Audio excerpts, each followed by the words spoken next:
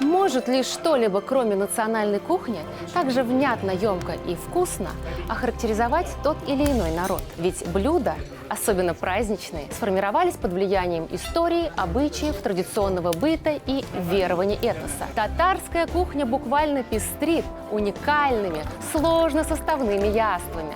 Точно так же татары – народ с тысячелетней историей государственности, знамениты своими успешными представителями, которые продолжают приумножать наследие своего народа и отечества. Конечно, у каждого из них свой рецепт счастья, но я уверена, что код успеха для всех один.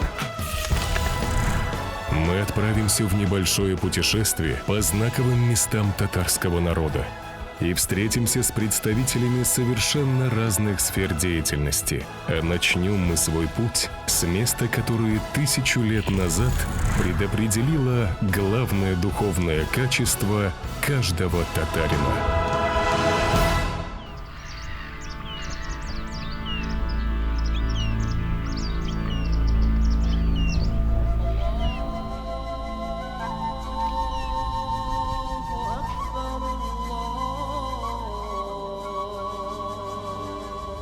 Аллах Атапшардак с Богом. Это словосочетание сопровождает любое начинание татар, будь то путешествие, бизнес или то же самое приготовление угощений. Упование на Аллаха – важнейшая черта, которая определяет прошлое, настоящее и будущее народа. Принятие ислама как государственной религии 1100 лет назад во многом предопределило создание уникальной цивилизации, соединяющей традиции Запада и Востока. Ныне ненаселенное древнее городище Болгар до сих пор поражает своей развитостью, сложными гидротехническими сооружениями, а находки характеризуют широкие торговые связи.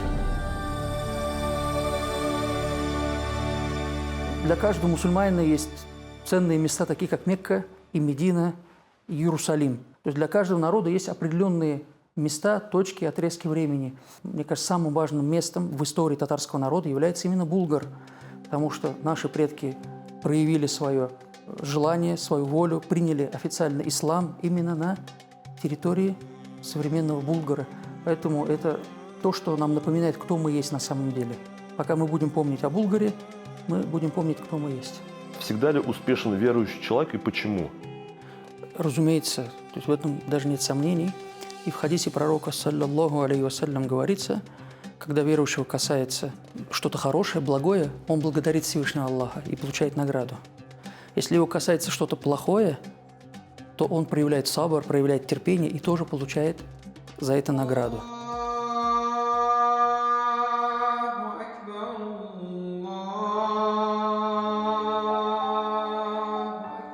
Вера – это самый большой ни'мат, самое большое благо в этом мире.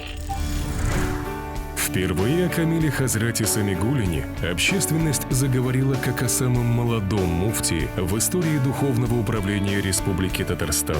С тех пор прошло ровно 10 лет, и муфтий Коран Хафиз, обладающий цепочкой знаний до самого пророка Мухаммада, добился успеха и признания как ученый-просветитель, реформатор, организовавший работу огромного множества религиозных онлайн-ресурсов кабельного телевидения. По инициативе Камиль Хазрата при мечетях Татарстана были открыты курсы татарского языка. Личный пример муфтия как человека образованного, энергичного и спортивного не мог нас не заинтересовать. Все знают, что вы увлекаетесь спортом, увлекаетесь джиу-джитсу, пробежали марафон, по утрам бегаете кроссы и привлекаете к этому огромное количество людей. Я не считаю, что это моя заслуга. В основе к этому призывает сам пророк Мухаммад, саллаллаху алейхи вассалям, и он говорит: «Аль-мумину кауи, хайру, ахаббу иля Аллах». Сильный верующий, более любим и, то есть, лучше для Всевышнего Аллаха, мин аль-мумини даиф, чем слабый верующий, хотя во всех их, в обоих есть благо. То есть они оба прекрасны, но сильный верующий, от него больше пользы и обществу, и самому себе, окружающим. Поэтому сильный верующий, он всегда лучше нежели слабый верующий, говорил пророк, саллиллаху алейхи вассалям. Также он говорил: обучайте своих детей стрелять из лука, плаванию, обучайте их ездить на лошади. И он сам показал пример борьбы. Древний город Болгар напоминает нам не только о влиятельности, силе наших предков. Эта местность, сам период Волжской Булгарии являются колыбелью, оказавшей сильнейшее влияние на формирование татарской письменной литературы, особенно поэзии.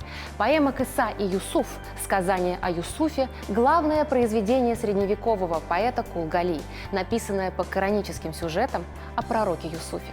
Произведение сыграло огромную роль в формировании этических представлений татарского народа, в становлении и развитии его литературного языка, оказало значительное влияние на устное народное творчество. В Республике Татарстан и местах компактного проживания татар, Республика Башкортостан, Пермский край, Нижегородская и Оренбургская области, город Астрахань и другие обнаружено около 300 списков данной поэмы. Удивительно. Но несмотря на то, что наиболее значимые в период Волжской Булгарии города, ремесленные и просветительские центры сохранились только в виде памятников истории, архитектуры, они продолжают жить в каждом из нас как духовный ориентир, основы личности и профессионализма. Они нам передаются, эти места, из поколения в поколение. Где-то эти места, я думаю, тайные, где-то явные. Я думаю, официально такое место, конечно, Болгары, это место, конечно, место силы, я думаю, татарского народа. Память на генетическом уровне, поддерживающая жилу созидателей, строителей целых государств, так или иначе проступает в каждом нашем собеседнике. Альберт Акрамович Суфиянов, врач-нейрохирург высшей категории. Человек, который стоит у истоков создания Федерального центра нейрохирургии в городе Тюмень. Вдали от европейской части России, ему и его команде удалось создать центр, известный всему миру своими технологиями и эффективностью. Ежегодно врачами центра проводится порядка 4000 высокотехнологичных операций. 1000 операций из этого числа делает главный врач Альберт Акрамович Суфиянов. В среднем серьезная анатомическая операция 12-15. Были обнаружены артефакты, которые говорят о том, что волжские булгары были очень развиты в части медицины, алхимии, разных направлений наук. Ну, я этому не удивляюсь. Почему? Потому что вообще тюркский мир – это вообще родоначальник вообще всей медицины, и бензина, и авиацена. И татарский народ в этом плане не уступал никому. Беляр уникален своей историей и легендами. Некогда один из крупнейших городов Европы. Именно в Беляре была основная первая столица Волжской Булгарии. Уникальные находки, раскрывающие развитие медицины и химии древности, урочище Святой Ключ, гора хозяев, наставников, многочисленные легенды о девушках, явившихся последними защитницами города от недруга. В переводе с древнебулгарского название города означает «великий».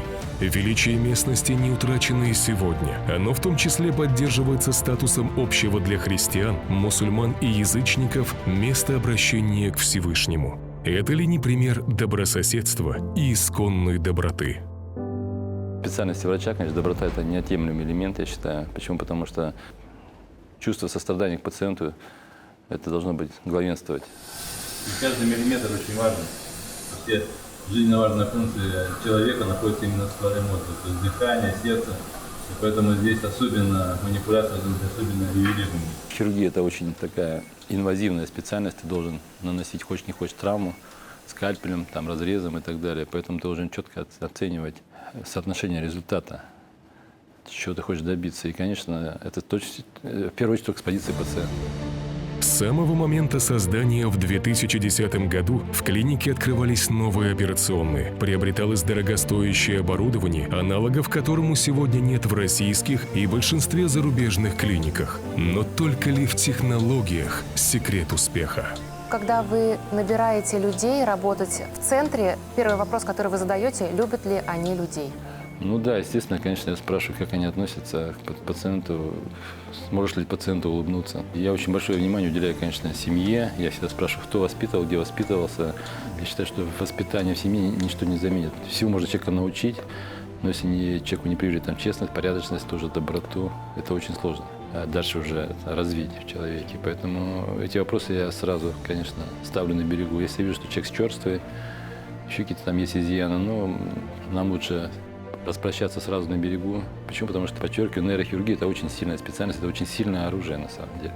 И давать оружие человеку, который сможет его использовать не по назначению или неправильно, или причинить вред, это, конечно, очень опасно. Продолжим путешествие по нашим древним городам. На очереди сравнительно молодая столица с тысячелетней историей. Прекрасная Казань. Ее история – история наших величайших побед, достижений и горьких поражений. Трансформаций, сформировавших нас такими, какие мы есть сегодня. Согласитесь, иногда сам факт победы или поражения не столь важен, как память о том, кем ты был и каким образом добивался результата. Одного из наиболее известных и выдающихся правителей Казанского ханства Сафа-Гирея казанцы величали Аль-Гази – великий воитель. Он действительно прославился своими многочисленными походами на такие города, как Нижний Новгород, Рязань, Муром и даже Москва. Сафа-Гирей несколько раз свергался с Казанского престола, но всегда возвращался и окончил свой земной путь непобежденным казанским ханом. Однако, несмотря на свою воинственность и строгость, Сафа-Гирей запомнился щедростью и справедливостью. Человек, сильный духом – это справедливый человек? Я думаю, да, потому что при участии на соревнованиях у каждого вида спорта есть свои правила, и каждый спортсмен должен соблюдать эти правила. Если ты соблюдаешь эти правила, также зритель тебя будет уважать, будет тебя любить. Слабых нужно защищать. Всегда надо будет искать справедливость. Память не только о сильных правителях, но и о батырах передается из поколения в поколение. Каждый год татары чествуют батыров Сабантуя. Несмотря на наличие судей, в национальной борьбе все решает народ, его мнение. Важна чистая победа, ведь только одобрение соплеменников может присудить борцу почетное звание батыра. Семикратный чемпион России, пятикратный чемпион мира по куряж Аринас Калимулин – один из таких настоящих батыров. Он стал первым в истории борцом куряж, удостоившимся звания заслуженного мастера спорта России. И секрет его успеха кроется не только в силе и мастерстве. Соревнования пройдут, ты выиграл, все это забудут, а в жизни ты постоянно среди людей, они все замечают, делают выводы. Как говорится, вся жизнь борьба, надо оставаться человеком, самое главное. Упование на Аллаха, справедливость и щедрость, доброта и сострадание – несомненно, те качества, в которых нам следует соревноваться. Но ценны ли эти качества будущему поколению? Получается ли у нас привить размышления о вечном нашей молодежи? Ведь вполне может случиться так, что у нее совершенно другие пути достижения успеха. Терпимы ли мы к ее взглядам? Ведь иные времена, иная мудрость и иная гордость. Я люблю тебя, жизнь, что само по себе и не ново. Я люблю тебя, жизнь, я люблю тебя снова и снова. Я горжусь тем, что мне посчастливилось сыграть в одной опере «Сюмбике». Я там играю хана. Еще я один раз был в Кремлевском дворце, и мне посчастливилось поговорить с самим Кобзоном. Зульфат Абый, расскажите, чем гордитесь вы? Я чем-то мог гордиться лет в 35, а уже вот с возрастом я, вот к слову, успех отношусь очень осторожно, потому что для меня настоящий успех – это душевный покой. Ведь творческий человек, он в поиске постоянно, он ищет. Между театром и настоящей жизнью особой границы я и не вижу, потому что каждый человек играет какую-то определенную роль. И очень много зависит, как он сыграет эту роль.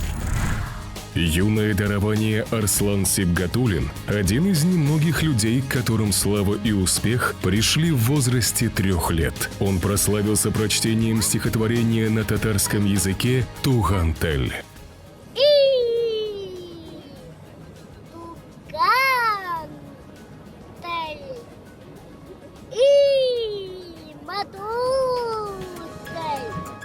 Затем пришла слава и любовь из многих стран мира после исполнения песни «Священная война». Вставай, страна огромная, вставай на светлый бой. Его старший коллега, легендарный автор-исполнитель, писатель, поэт и драматург, лауреат Государственной премии имени Габдуллы Тукая Зульфат Хаким. Он является одним из основных авторов, произведения которого постоянно пополняют репертуары современных театральных коллективов, начиная с 1992 года. Для нашего исследования особенно интересна многосторонняя литературная деятельность писателя, в которой он смело раскрывает современную действительность через богатые сказочные образы и жизненную философию. Нам, татарам, присуще такое качество, как терпимость. Мы уважаем других людей, даже не похожих на нас. Нет плохих людей, есть которые тебе не по душе. И нет хороших людей, есть только которые тебе по душе. Хороший человек – это тот, кто любит свою родину, тот, кто любит свой язык, кто любит своих родителей. Радостный человек. Действительно, каждый из нас играет свою роль не только в собственной жизни, но и в жизни своего народа. Арыслан, менә бу китап сиңа ошар дип уйлыйм. Зөлфат бабай нәрсә язды икән монда дип син укып чыгыйм диярмен. Успех одного является фундаментом успеха для другого. Он подает пример, обозначает ориентиры и освещает путь.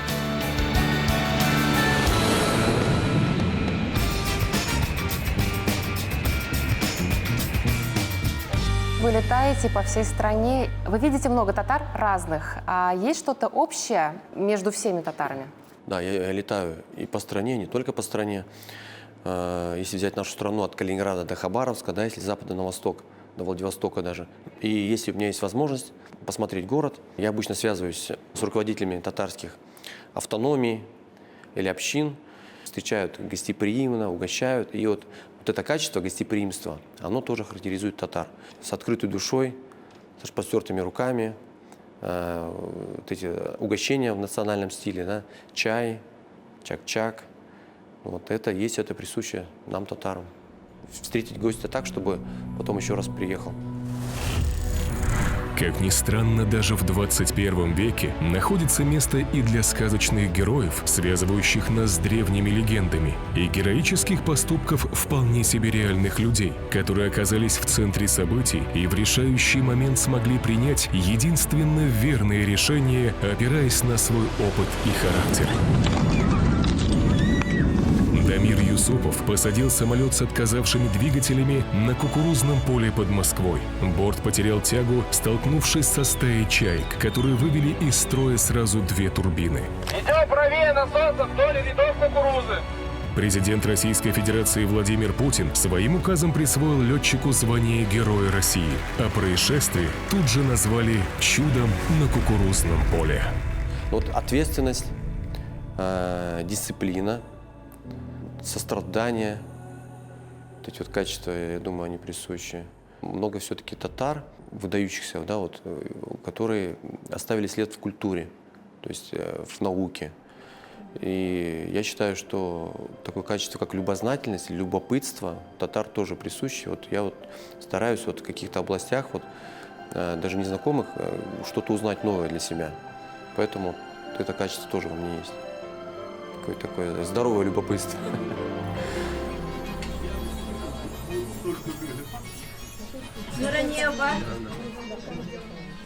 Мен сіздің үшін көңілден езершілік кебереріз білен қатлайым бұл сізге.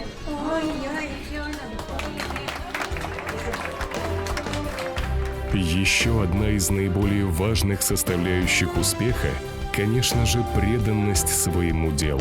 Делу, которому ты готов посвятить свою жизнь, обязательно будет жить и найдет последователей. Важен не только результат здесь и сейчас. Самые большие достижения приходят тогда, когда дети продолжают дело родителей. Преданность ремеслу длиною в поколение. Біздің семья, оқымышлы семья деп айтасым келе менің. Менің әтем де Қазанда революцияға қадер учительский институтлар бітіріп, бек зор медресе болған, міне бұл Нұрлат районында. Оқ егіт деген олды. Шул медреседе мүдеррис болған әтейім де. Әнейім де оқымышлы. Ескі алфавит ми, яңа алфавит ми, яңа әлифбаларны білмеселер де, ескі алфавитні, қадимчені, Құр'ан язуларын оқи біле тұрған бек грамоталы, оңлы болғанlar. Ауылдағы надан хатынларны, еш хатынларны апам оқытадыры. Оларны әлемейінде қәтерлейм. Шындай искалалар ұстадыбыз деп, оны мән семьябыз, оқытушы семьясы. 3 балам бар, қызым бар. Доктор, экономистик науқлар, профессорлар болсалар да, олар оқымыштылар, оқытушылықны мақтап, ішіте тұрған кішілер енді. Бүтін семьябыз, міне оқытушылар семьясы деп әйтерге болады. Сіздің білен көрішу әқтіне де ерішіліге бола екен, езге жетерге келе екен. Сегодня Нурния Мухаметовна празднует свой 100-летний юбилей. 58 лет своей жизни она посвятила преподаванию татарского языка и литературы в различных учебных заведениях и школах. Воспитала целое поколение учеников, преемников и даже в этот праздничный день не забывает свой главный посыл, ставший лозунгом всей вековой жизни. Мен өзімнің татар милләтінен, татар болуым білен ғұрурланам. Татар тілін сақлап қалу үшін bütün күшімні бердім. Тіліні сақлап қалуға керек. Тілі барының елі бар. Татар тілін сақлап қалу үшін ата-аналарға да татарша сөйлесіңіз, татарша үйретіңіз. Өзіңіздің татар милләтін сақлап қалайық. Татар милләті оңлы милләт, алдыңғы қарашлы милләт, ердемшіл бір-бірсіне, ердем құлын сударға хәзір тұра тұрған милләт деп оңлатып, татар тілін сақлап қаларға тырышып ешедім ғұмыр бойына. Шуңа көре 100 жыл ғұмырым татарлығым білән мақтанып, татар болуым білән ғырурланып өтіп кеткенін сезмейде қалғанмын. Что и требовалось доказать. Составляющие кода успеха, конечно, у каждого свои. Но сам код для нас, татар, складывается из символических 7 качеств. Доброта и сострадание, терпимость, упование на Аллаха, щедрость, справедливость и преданность. А вот 8-м и заключительным качеством, на мой взгляд, является умение хранить тайны. Тайны других людей, которые они доверили тебе. Свои тайны, тайны своего народа, своей семьи. Не только хранить, но и бережно передавать их следующим поколениям. Ведь тайна существует только до тех пор, пока о ней помнят. Теперь это и ваше тайное знание. Храните и не забудьте передать его своим детям, внукам и правнукам.